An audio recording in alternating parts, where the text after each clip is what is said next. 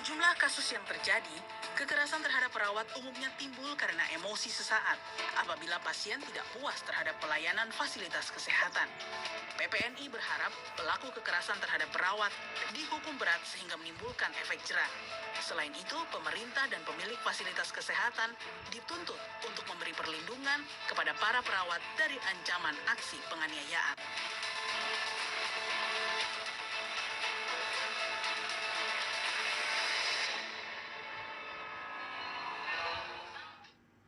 Kasus kekerasan perawat di Rumah Sakit Siloam Sriwijaya Palembang sudah memasuki babak baru.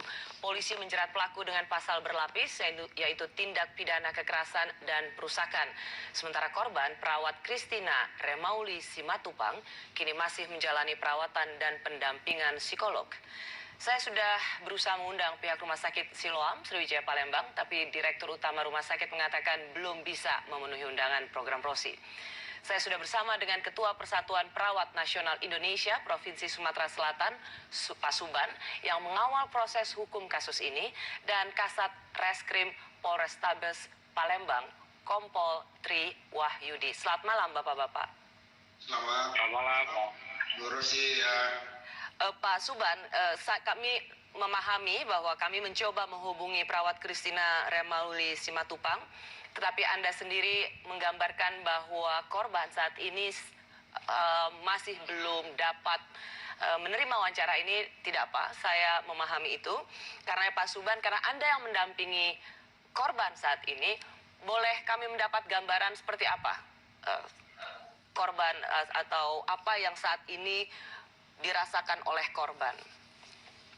Kondisi korban saat ini untuk kesehatan secara umum itu baik, dalam artian kondisi fisik yang kemarin dari hasil visum ada lebam di pipi, kemudian ada pecah sedikit di bibir bagian dalam, lalu ada kebiru-biruan lebam juga di daerah perut sebelah kanan, itu sudah berangsur membaik, bahkan sudah hilang ke arah lebamnya.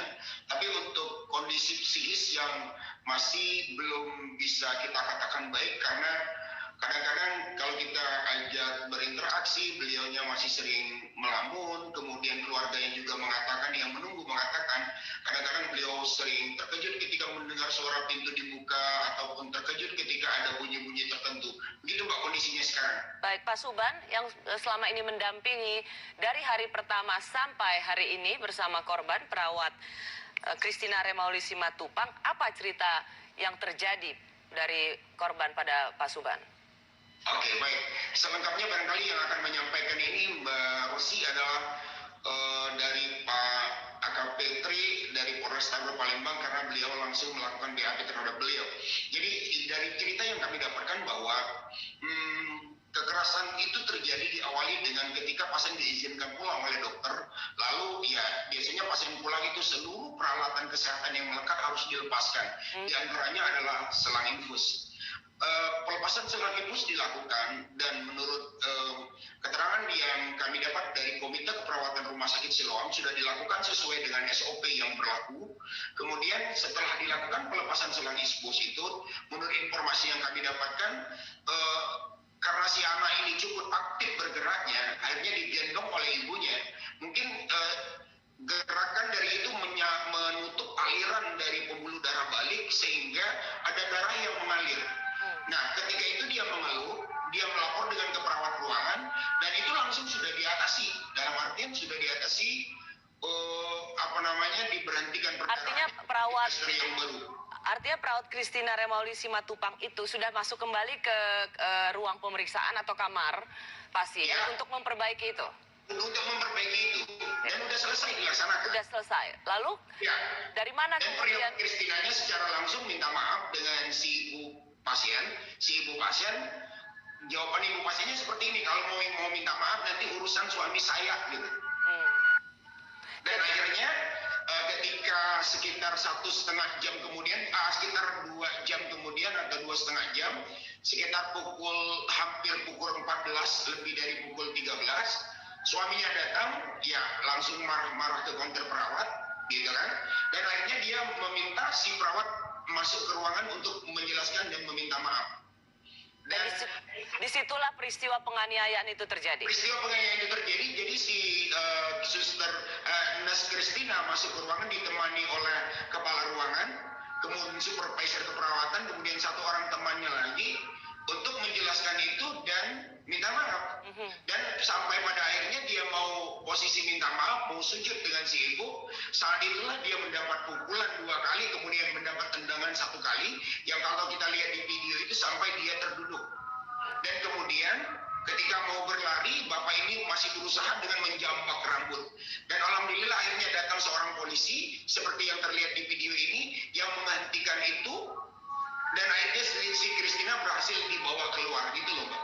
Baik, saya ingin meminta klarifikasi juga dari Anda, Pak Suban, karena Anda bersama korban.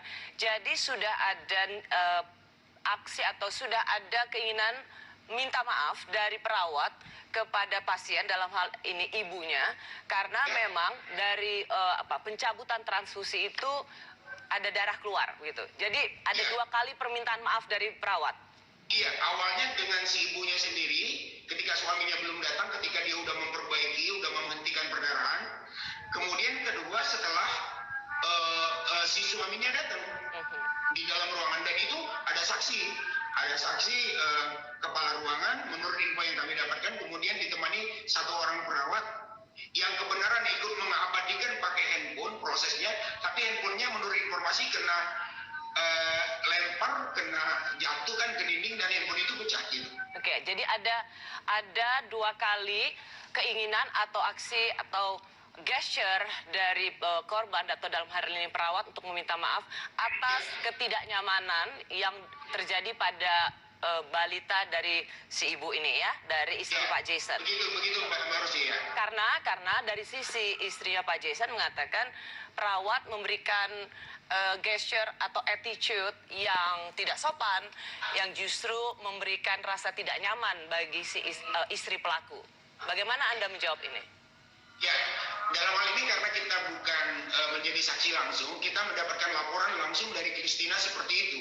Dan kemudian juga dari kepala ruangan dan 1 orang teman yang handphonenya dipecahkan itu, dia berani bersaksi bahwa itu yang telah dilakukan Kristina sambil menunduk, meminta maaf, lalu kena pukulan dan kena terjang gitu loh, Mbak. Baik, Pak Suban, saya ke Pak Tri Wahyudi. Pak Tri Wahyudi, Anda sudah ada BAP-nya. Bisa diceritakan sedikit, Pak Tri Wahyudi, bagaimana kemudian peristiwa kekerasan ini bisa terjadi? Karena dari versi pelaku mengatakan bahwa memang dari sisi perawat telah memberikan sikap yang sangat tidak sopan. Baik, Mbak. Jadi begini, kami dari Reskrim Polrestabes Palembang pada saat sudah menerima laporan polisi pasal yang disangkakan 351 terhadap korban Kristina, kita langsung tangani, kita berikan pengecekan untuk visum dan memeriksa beberapa saksi secara maraton, mendatangi tempat dikarenakan memang posisi korban pada saat itu sedang sakit, sehingga kita jemput bola, kita datang memeriksa ke rumah sakit Siloam pada saat tempat korban dirawat pada saat ini. Hasil pemeriksaan dan wawancara dari korban seperti yang Pak Suban tadi sampaikan, betul itu yang disampaikan juga diutarakan di BAP dari korban, dan kita menyesuaikan dengan saksi-saksi yang ada, yang di saat itu ada kepala perawat di dalam ruangan tersebut. Ya, jadi tidak sendirian ya perawat itu ya? Dari saksi yang kita ambil juga dari istri si terlapor pun kita sudah ambil keterangan untuk sebagai saksi. Karena itu ruangan VIP ya, ruangan VIP tidak ada CCTV, kamarnya tidak ada kamera karena privasi, sehingga semua alat bukti yang kita perlukan untuk pasal yang dituduhkan terhadap si terlapor ini sudah terpenuhi semua, sudah ada, visum ada, saksi ada, keterangan korban ada, dan semua petunjuk-petunjuk itu sudah ada, sudah saya ya. Pak Tri Wahyudi, bagaimana dengan klaim bahwa rumah sakit atau dalam hal ini perawat tidak melakukan SOP dan mereka bisa ditunjukkan bukti-buktinya? Bagaimana Anda menjawab klaim ini? saat ini sampai sejauh ini kami tidak menangani terkait masalah itu dan tidak mendalami masalah itu karena yang dilaporkan oleh Kristina sebagai korban itu 351 dan satu lagi ada laporan yang makanya bukan berlapis, ada pelaporan yang kawannya Kristina yang HP-nya dirembut dan dipanting itu 406, jadi 2 LP, 2 laporan polisi, Mbak. Tangan itu kalau terkait memang penyebab ada emosi dari si terlapor ini karena kan si terlapor juga sudah kita dalami dia pada saat itu tidak di posisi kejadian pada saat dicabut SOP-nya pun dia tidak tahu dia tidak ada di sana dan dia mengakui melakukan penganiayaan pada perawat Kristina. Yang kita kejar gitu yang kami kejar penyidik. Jadi bisa sorry Pak Triwahyudi, bisa saya konfirmasi. Jadi Jason ini pelaku penganiayaan perawat ini sesungguhnya tidak tahu apa yang terjadi, tetapi dia masuk ke ruangan sudah dengan emosi dan memanggil perawat dengan emosi. Oh, dia hanya tahu dari si istrinya. Diketahui dari siapa Pak Triwahyudi? Saya nggak jelas. Istri pelaku. Baik. Pelaku itu ya. Jadi ia emosi sehingga ia menganiaya perawat padahal dia tidak tahu apa yang terjadi soal SOP, infus dan lain sebagainya, tetapi ia menerima informasi karena ditelepon oleh istrinya sehingga dia langsung mencari perawat dan menganiaya perawat, gitu ya. Baik. Terima kasih Pak Triwahyudi, terima kasih Pak Suban, selamat malam. Selamat malam, Mbak. Walau pelaku sudah mengakui dan meminta maaf kepada korban, istri tersangka mengancam melaporkan balik pihak rumah sakit. Setelah jeda saya kembali bersama Rama Melisa, istri tersangka kasus kekerasan perawat di Rumah Sakit Siloam, Palembang.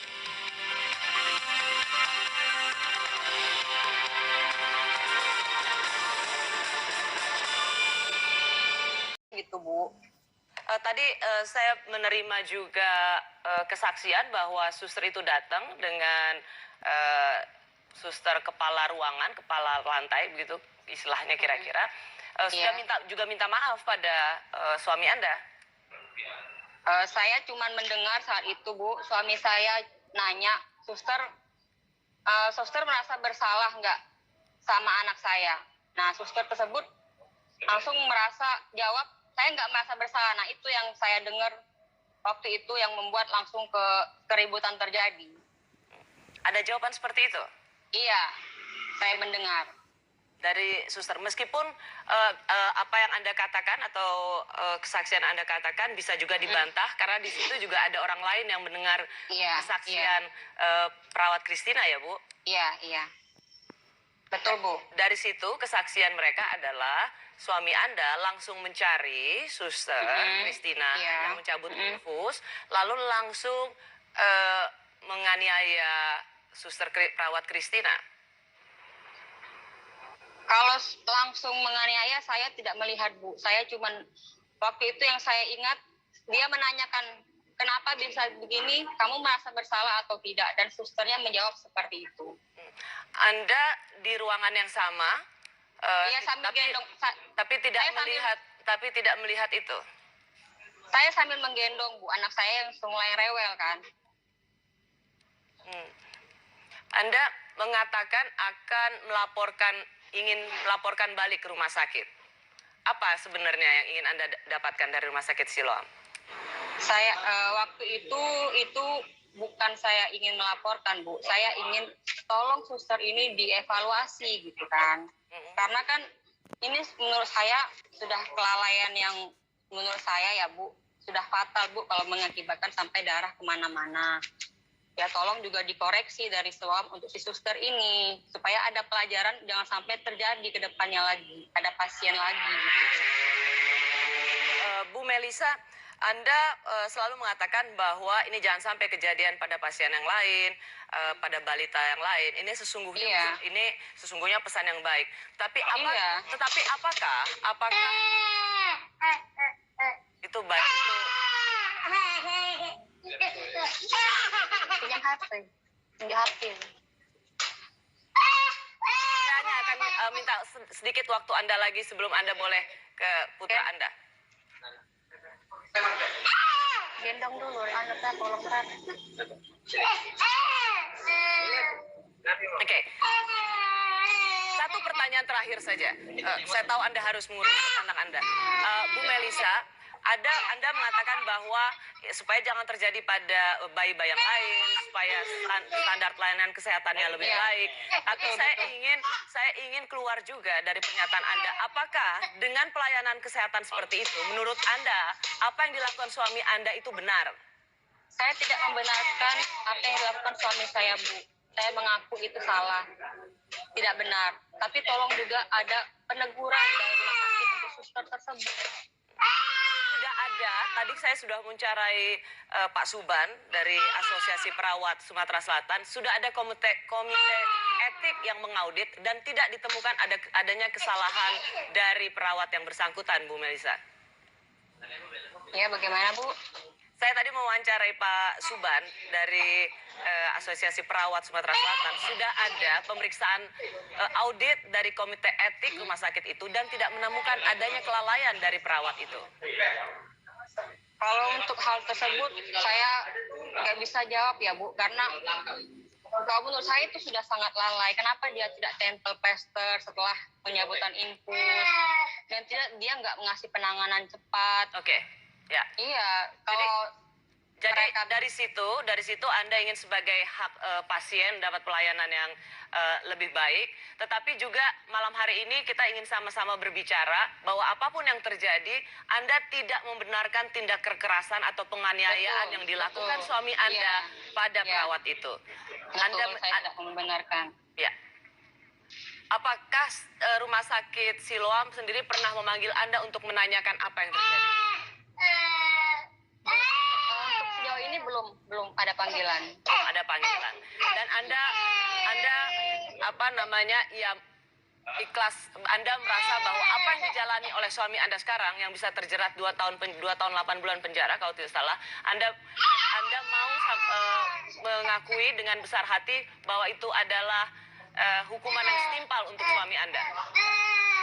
Saya serahkan semuanya pada pengadilan, Bu. Minta yang seadil-adilnya. Saya ikhlas menerima. Baik, terima kasih Bu Melisa. Kami sudah mendapat versi cerita Anda, tapi saya juga ingin sama-sama kita di sini Anda tidak membenarkan apa yang dilakukan oleh suami Anda ya. Baik, terima kasih Bu Melisa. Anda harus merawat anak Anda. Selamat malam. Usai jeda, saya akan kembali dengan kisah seorang perawat pengurus jenazah COVID-19 yang dipukul 3 anggota keluarga pasien karena menolak pemakaman dilakukan secara protokol COVID. Kami kembali saat lagi.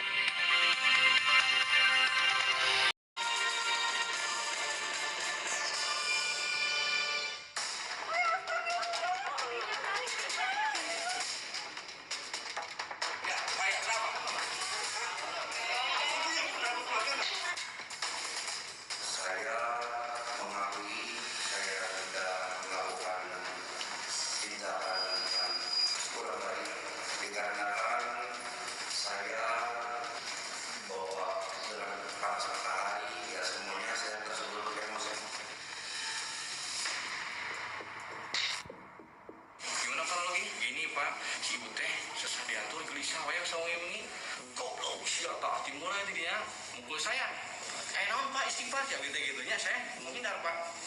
Itu saya nggak mau melawan gitu, Pak. Pak, nggak usah bahas virus Jepang. Kita tuh cuma wajib kan pakai masker gitu toh. Dia tuh nggak terima bilang sama saya. Kamu tuh siapa? Kok iki sopo gitu. Terus nggak terima, terus mukul saya. Berat. Itu sambil marah-marah.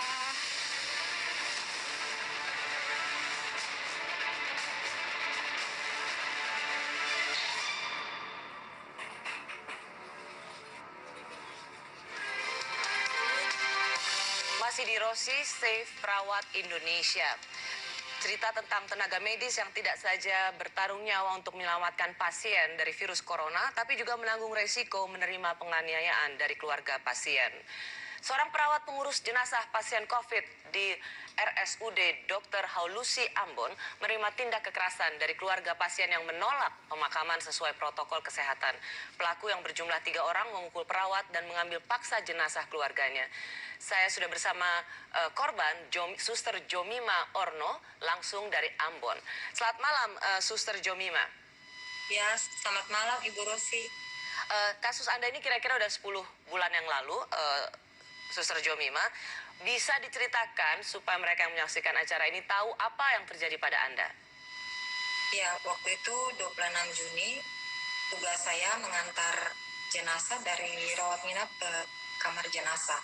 Sesampai saya pas di depan pintu kamar jenazah, tiba-tiba dihadang oleh beberapa orang, lalu terjadilah kasus pemukulan itu. Apa yang terjadi pada Anda, Suster Jomima? Waktu itu saya langsung dipukul oleh 3 orang, yang 1 laki-laki, 2 orang perempuan. Ketika mereka menghadang Anda, apakah mereka mengatakan alasan kemarahan mereka atau tidak terima apa yang mereka tidak bisa terima dari rumah sakit? Iya, mereka tidak bisa terima. Mereka tidak mau menerima bahwa orang tua mereka divonis COVID, Ibu Rosi. Oke, karena mereka merasa bahwa masuknya bukan karena COVID gitu ya, tetapi kenapa meninggalnya karena COVID? Iya. Dan mereka tidak mau terima kenyataan itu. Tidak mau menerima kenyataan itu. Jadi 3 orang itu langsung memukuli Anda? Iya, kejadiannya spontan. Saya baca di harian Kompas bahkan sampai APD Anda itu robek gitu. Iya, Ibu Rosi, robek. Anda sendirian waktu itu, apakah ada seseorang yang membantu melerai 3 orang yang menganiaya Anda, memukuli Anda? Waktu itu tidak ada orang sama sekali, Ibu Rosi. Jadi Anda sendirian ya? Iya, saya sendirian karena teman saya 2 orang itu kebetulan kita kan sama-sama, padahal mereka 2 membuka pintu kamar jenazah dari itu dalam. Saya ditinggal sendiri dengan jenazah sambil menunggu pintu dibuka. Langsung kejadian itu spontan terjadi. Saya dipukul oleh keluarga pasien. Oke, jadi karena teman seprofesi Anda keluar dari ruangan, keluarga pasien itu masuk begitu ya, dan langsung membabi buta memukuli Anda. Memukul. Ya, saya juga membaca di harian Kompas apa yang Anda terjadi itu benar-benar tanpa ampun sehingga Anda harus sampai terjatuh. Bagaimana Anda menceritakan situasi saat malam itu? Sendirian di kamar jenazah harus menghadapi keluarga pasien yang tidak terima. Jadi hari itu dalam pikiran saya hanya menyelamatkan diri. Bagaimana saya bisa lari sekuat tenaga saya untuk menyelamatkan diri, itu saja. Karena benar-benar sendirian dan mereka nggak memberikan penjelasan apapun atau nggak memberikan ampun lah istilahnya ya? Iya, jadi ya itu karena alasannya mereka tidak terima dikatakan COVID. Anda berhasil menyelamatkan diri keluar dari ruangan kamar jenazah? Iya. Oke. Berapa lama tuh perjuangan Anda untuk bisa keluar dari serangan mereka? Saya tidak ingat lagi. Pokoknya waktu itu saya sangat trauma, jadi spontan saja saya sekuat tenaga, dengan tenaga sisa yang ada saya melarikan diri. Tidak ingat lagi itu. Ya. Yang penting Anda segera keluar, menyelamatkan diri, mengingat Anda seorang diri juga. Dan disitulah keluarga pasien mengambil anggota keluarganya dari kamar jenazah. Iya. Ya. Bu Jomima, yang saya baca juga dari kompas.id, itu ada bagian dari keluarga yang menganiaya Anda itu justru tenaga kesehatan. Benar? Iya benar. Waktu saat sudah proses pengadilan baru saya mengetahui bahwa dia itu seorang tenaga kesehatan. Yang bagian, jadi dari antara 3 orang yang menganiaya Anda? Iya Ibu. Di situ Anda merasa apa sebagai tenaga kesehatan yang harusnya memahami apa yang dilakukan oleh tenaga kesehatan tapi justru menjadi bagian yang menganiaya Anda? Saya hanya cukup menyesal saja kenapa kejadian ini sampai bisa terjadi. Mungkin karena dia tidak bisa terima atau sifat kepribadian dia, kemanusiaan dia, emosional dia sesaat. Jadi hal itu terjadi secara spontan di luar dugaan. Oke. Pelaku ada 3 orang sudah menjalani hukuman penjara. Apakah Anda merasa ini hukuman yang setimpal atas perbuatan mereka pada Anda? Iya, pada prinsipnya semua orang pasti emosional dan saya sudah memaafkan dan merasa puas dan semua itu saya serahkan kepada pihak berwenang karena saya tidak tahu tentang proses pengadilan seperti itu, Bu Rosi. Ya, Anda sudah kembali bertugas ya di RSUD Haulusi Ambon ya? Iya, saya sudah. Saya melihat Anda cukup sangat bahagia karena Anda secara fisik saya lihat Anda sudah sehat. Semoga Anda tidak pernah lelah menjalankan tugas kemanusiaan ini sebagai perawat di Rumah Sakit Umum Daerah Haulusi Ambon. Sehat selalu ya, Suster Jomima Orno, ya, sehat selalu dan tetap semangat. Mengapa profesi tenaga kesehatan rentan pada kekerasan, terutama di masa pandemi ini? Saya kembali saat lagi.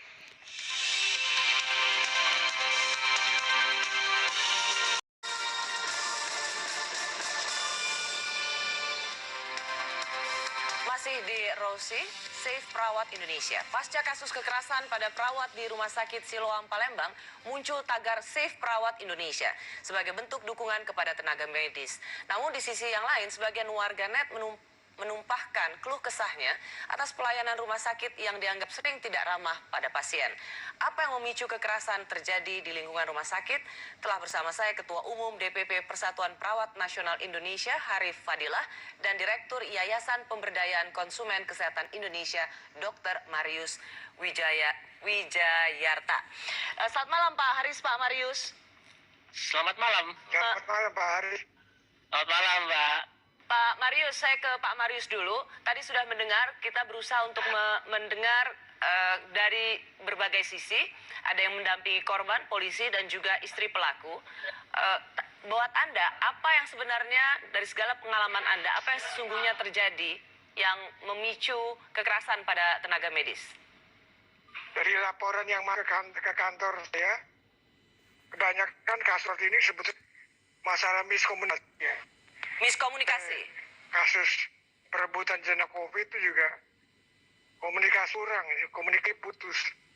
Karena kita sebetulnya sudah punya undang-undang sendiri, yaitu Undang-Undang Perlindungan Konsumen nomor 899. Setelah ada undang-undang itu, artinya undang-undang itu melindungi profilnya juga, melindungi pasiennya juga. Karena setelah undang-undang itu, pasien itu bukan raja. Artinya kedudukannya setara. Tidak boleh lebih tinggi dan tidak boleh lah. Jadi kasus ini bukan hanya keperawatan, aja tenaga kesehatan.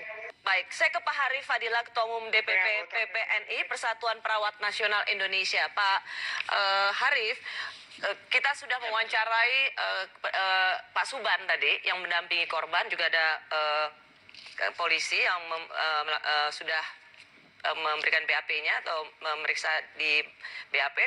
Juga ada istri pelaku yang mengatakan bahwa apa yang dilakukan oleh suaminya karena tidak terima perlakuan suster atau perawat yang dinilai tidak profesional dalam mencabut infus. Bagaimana Anda menjawab klaim ini?